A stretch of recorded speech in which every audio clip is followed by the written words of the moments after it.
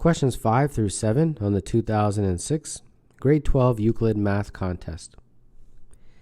Charlotte's Convenience Center buys a calculator for $P, raises the price by N%, then reduces this new price by 20%. If the final price is 20% higher than $P, what is the value of N? Well, initially, you are raising it by N%. So 1 plus N over 100. That's how you would calculate the new value. And then you take this guy and you reduce it by 20%. So you multiply by 0.8.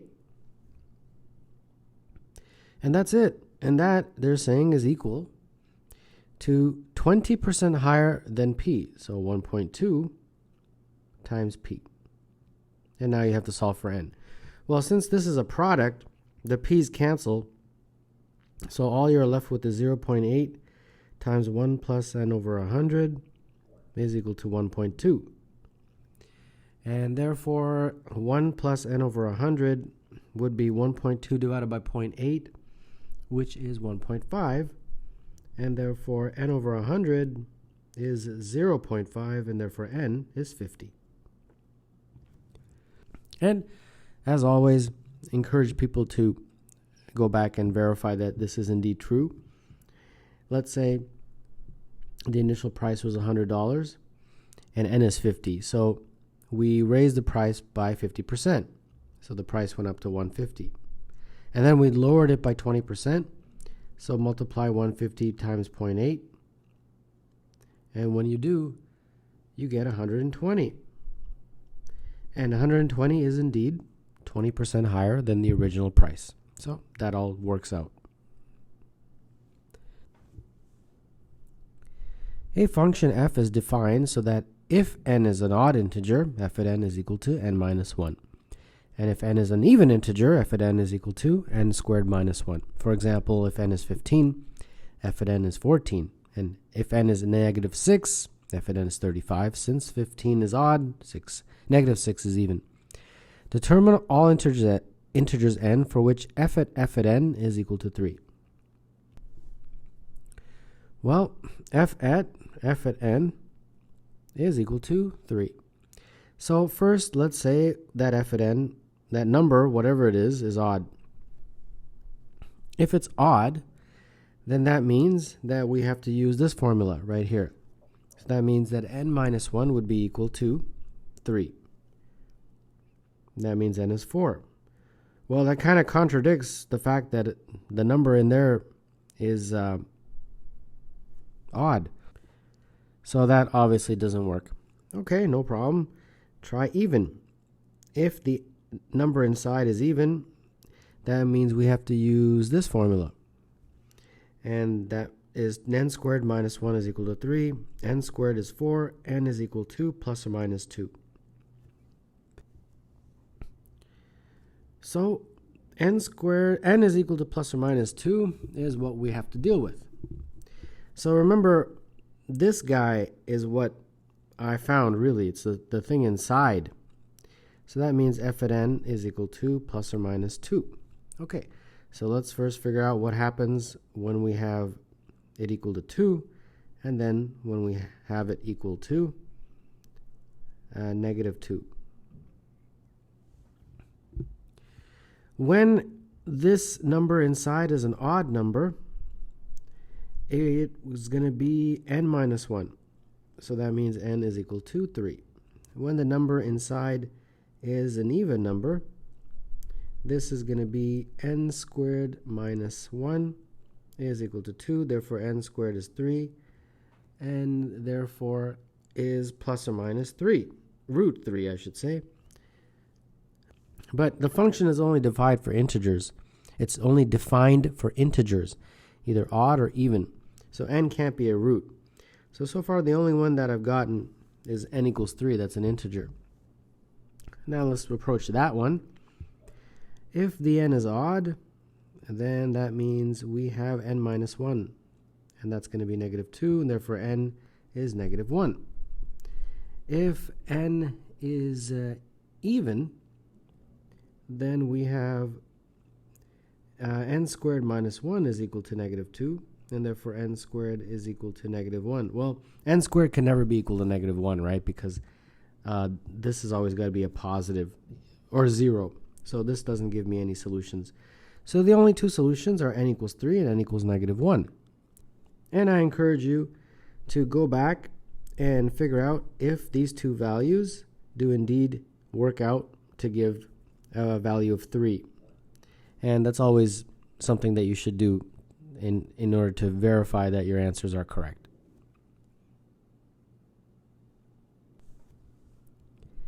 What is the smallest positive integer x for which 1 over 32 is equal to x over 10 to the power of y for some positive integer y? 1 over 32 is equal to x over 10 to the y. So that means if we isolate, we will get 32x is equal to 10y, and therefore x is equal to 10y over 32. All right. So we have to figure out what is the smallest possible integer.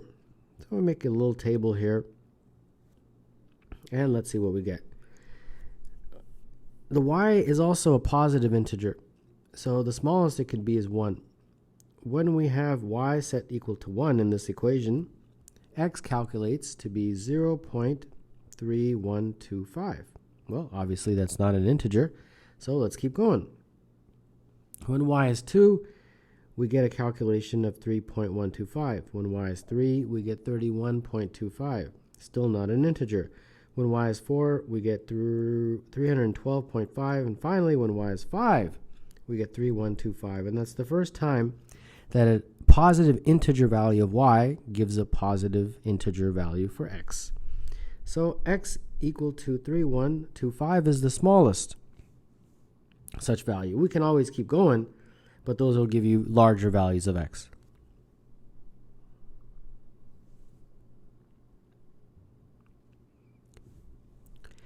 Determine all positive values for the area of a right-angled triangle with one side length equal to 60 and the property that its side lengths form an arithmetic sequence. All right, these are right triangles. I have no idea what they look like, and it doesn't really matter as long as we can label this accordingly. So the sides are going to be a plus d, and a plus 2d, like that. A plus d, a plus 2d, because those sides form an arithmetic sequence. But they tell me that one side is equal to 60.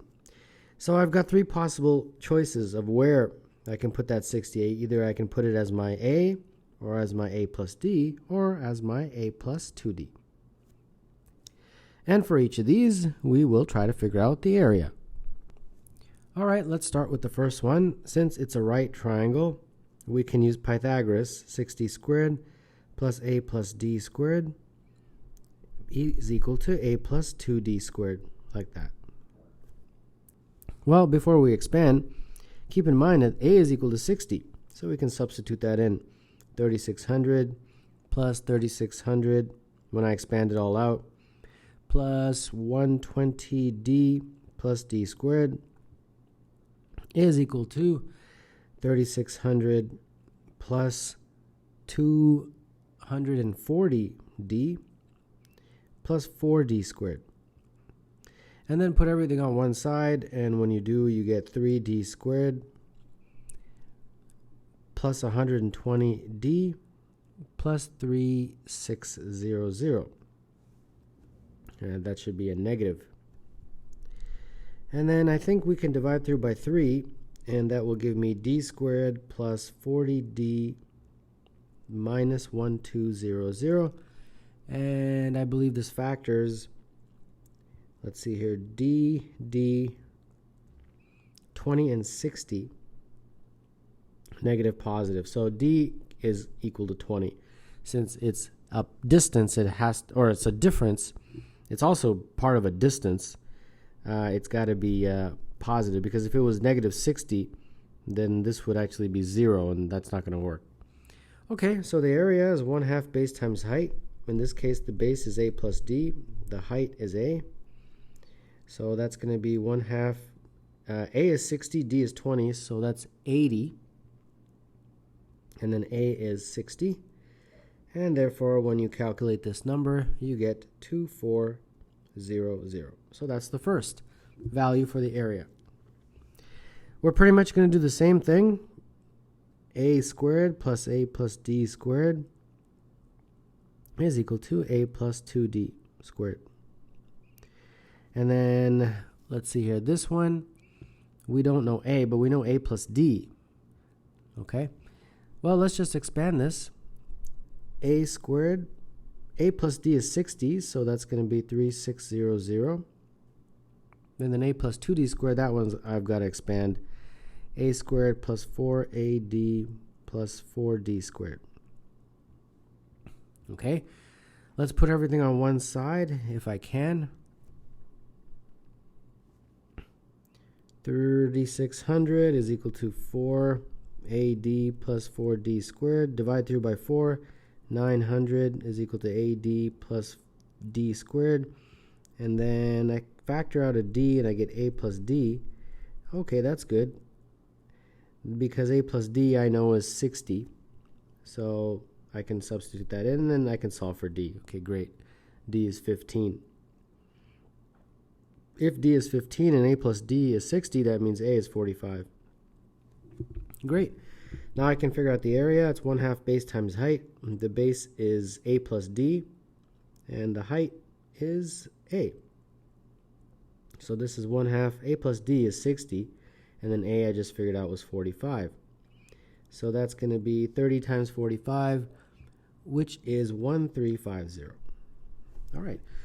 Moving right along, by now you are an expert. I'm sure you could pause the video and do it yourself. So I'll just do it quickly. A squared plus A plus D squared plus A plus 2D squared.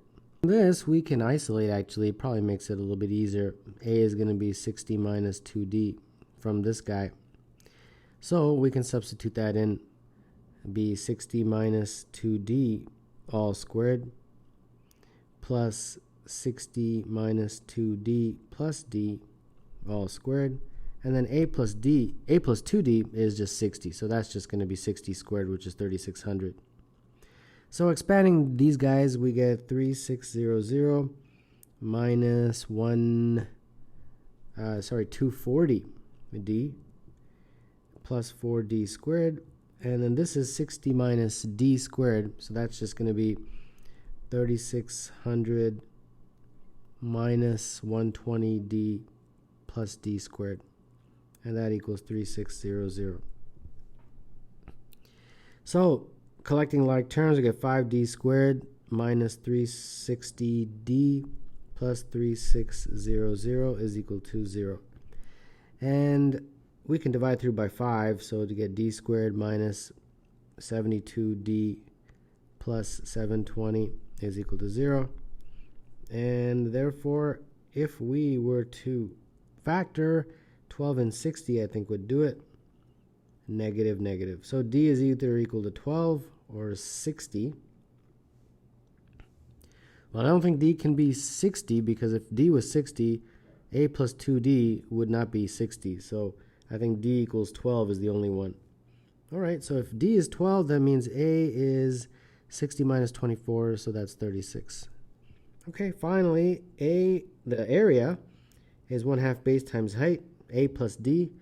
A plus D is 48, and then A is 36. So this is going to be, let's see here, 864. And there you have it. Those are the three values, 2400, 1350, and 864.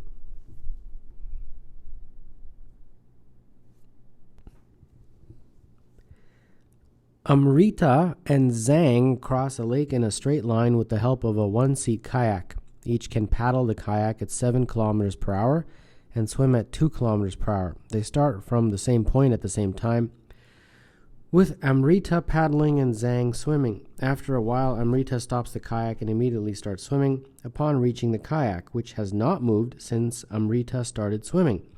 Zhang gets in and immediately starts paddling. They arrive on the far side of the lake at the same time, 90 minutes after they began. Determine the amount of time during these 90 minutes that the kayak was not being paddled. Okay, so we've got to create a little bit of a diagram here. Let's say they are starting at the same point, so let that be that point. And we have Amrita, and she starts off paddling, and then we have Zhang also. So Amrita starts off paddling, so I put A for her name and P for paddling, and she goes to a certain point. I'm not sure where, but she obviously goes to a certain point. And at that point, what she does is she drops the kayak. She just leaves the kayak there.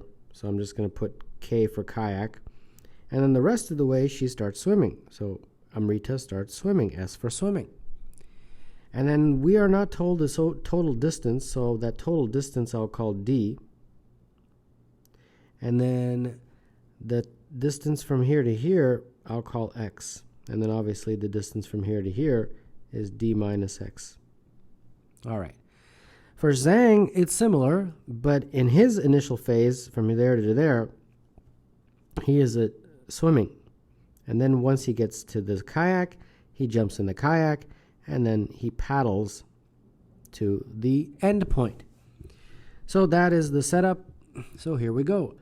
In this formula, or in this question, it's speed is equal to distance over time, or any variation of that, which is distance over speed is time. And then we know for Amrita that her time is going to be her D over S. For the first phase, her D is X, and her S is the speed when she paddles, and that's 7. And then we have to add to that the time that it takes her to go from here to here. The first one was the time it takes her to go from there to there. The next would be D, this time is D minus X, and the speed when she's swimming is 2. And that total time is 90 minutes, which is 1.5 hours. Okay? Now, the second scenario, this is equation number 1. Equation number 2 would be pretty much the same story, but this time for Zhang. And his distance from there to there is X, but he's swimming, so that speed is 2. And then from here to here, the distance is D minus X, but because he's paddling, the speed is 7, and that also equals 1.5. So we got 2 equations, 2 variables we can solve. All right, let's multiply through by 14, get rid of the fraction, and when we do, we get 2x plus 7d minus x is equal to 21, and therefore we have 2x plus 7d minus 7x is equal to 21. 7d minus 5x is equal to 21. All right, now let's look at that one. Multiply through by 14 to get rid of the fractions, and we get 7x plus 2d minus 2x is equal to 21. 5x plus 2d is 21.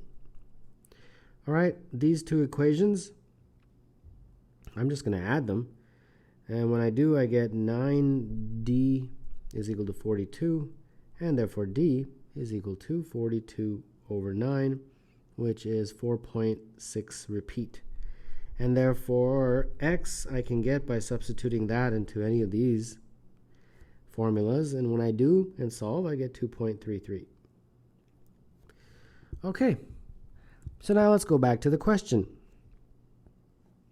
We can put in all the times now. The time it takes her to go from here to here, Amrita, would be x over 7. This is x. X over 7 is 2.33 over 7, and that is 0.33. Now, this is in hours. Let's just convert it to minutes by multiplying by 60, and you get 20 minutes. Okay. Then, obviously, since the whole journey was 90 minutes, if it took 20 minutes to go from there to there, it took 90 minus 20 to go from there to there. So that second part took 70 minutes. And you can also calculate it by using that. Same thing. I just saved a little bit of time there. Now let's do the same calculations for Zhang. His first part is x over 2. So this over 2. So 2.3 repeat over 2. And that is 1.16 repeat. And that's in hours. Multiply by 60 to get it into minutes. And when you do, you get 70 minutes. And then since it took 70 minutes to go from there to there, it took him only 20 minutes to go from there to there. Okay, now we can get to the part of the question that they have been asking us, that how long does this kayak sit there? Meaning nobody's using it.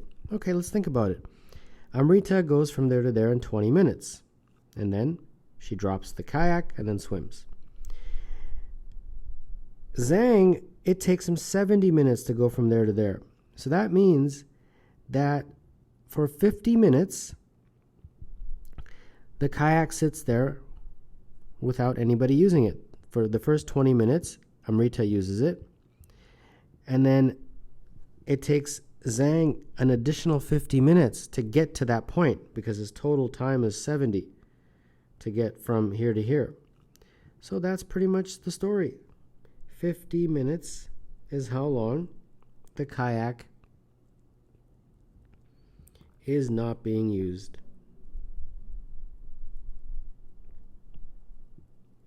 And that solves 7a.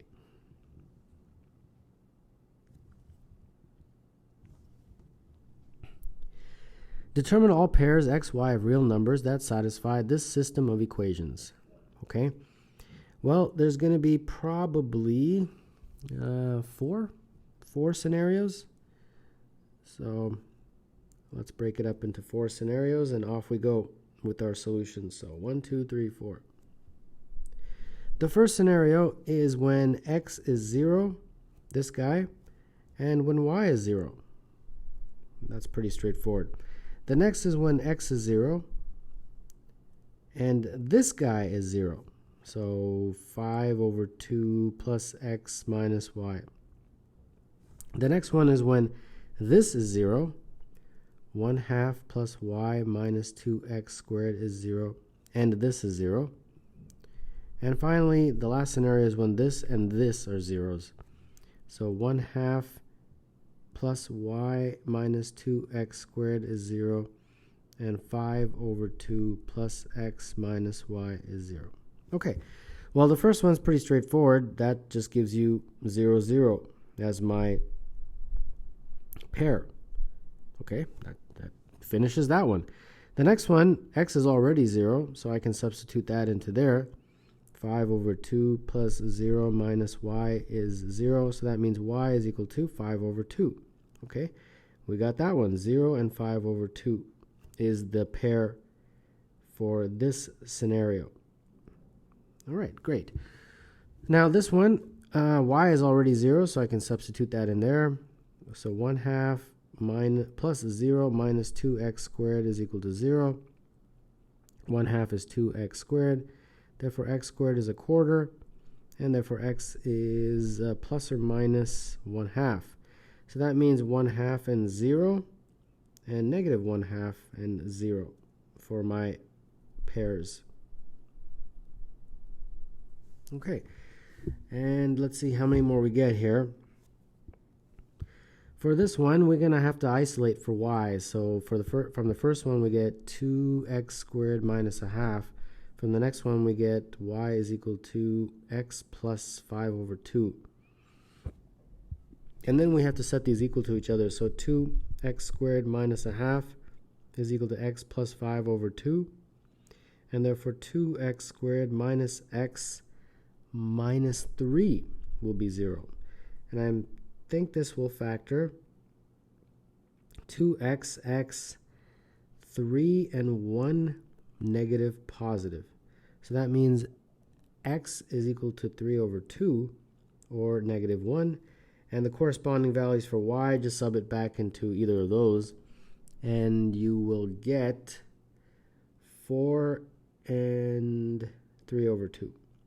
So you get a couple more pairs here. You get 3 over 2 and 4. negative 1 and 3 over 2. So we got 6 pairs xy of real numbers that satisfy this system of equations.